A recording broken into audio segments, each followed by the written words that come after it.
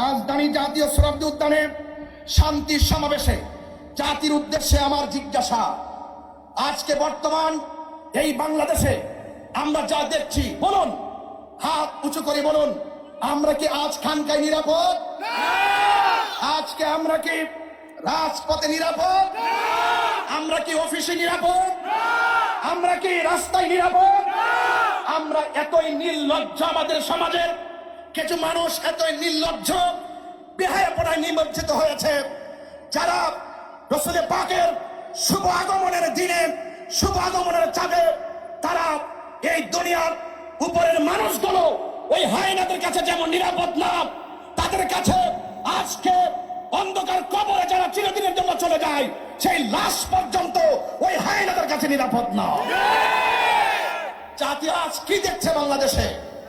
আমি অন্তর্বর্তীকালীন সরকারকে দায়িত্বহীন কণ্ঠে শুধু এই বাংলাদেশের ঢাকার জাতীয় শরীয়ত উদ্যান থেকে দায়িত্বহীন কণ্ঠে বলতে চাই, অনতিবিলম্বে এই সমস্ত ন্যাক্কারজনক ঘটনা যারা ঘটিয়েছে তাদেরকে আইনের আওতায় আনতে হবে, ঠিক কিনা বলেন?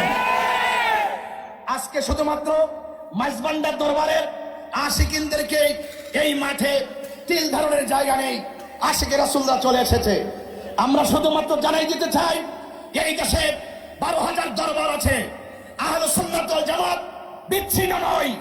আজ আহলুস সুন্নাত ওয়াল জামাত সকল পীর মাসের সব অঙ্গ সংগঠন আজ ঐক্যবদ্ধ, ঠিক কিনা বলেন?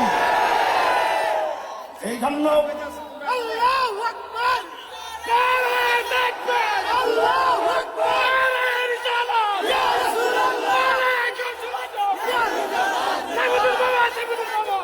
আমার সুন্নি জনতা, আল্লামা ডক্টর আওলাদ রাসূল আল্লামা ডক্টর সাইফুদ্দিন আহমদ আল হাসানি ওয়াল হুসাইনি আল মাইজবান্ডারি মুত্তাজিল আলী হুজুর, তিনি আহলুস সুন্নাত ওয়াল জামাতের শূরা সদস্য হিসাবে এবং একটি আল মাইজবান্ডার দরবার শরীফের অন্যতম মুখপাত্র হিসাবে এই দেশের ক্রাইসিস মুভমেন্টে, কোন সংকটে, কোন দুর্যোগে এই দেশের সার্বভৌমত্ব রক্ষায়, এই দেশের ধর্মের সুরক্ষায়, সম্প্রীতি রক্ষায় যদি আমাদেরকে কখনো ডাক দেওয়া হয়, আমরা কি এভাবে, আমরা কি রাজপথে আসতে প্রস্তুত আছে?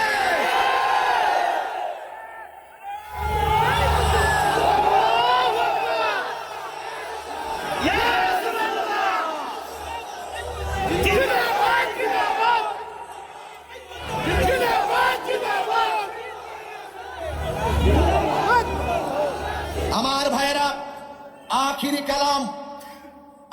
কালাম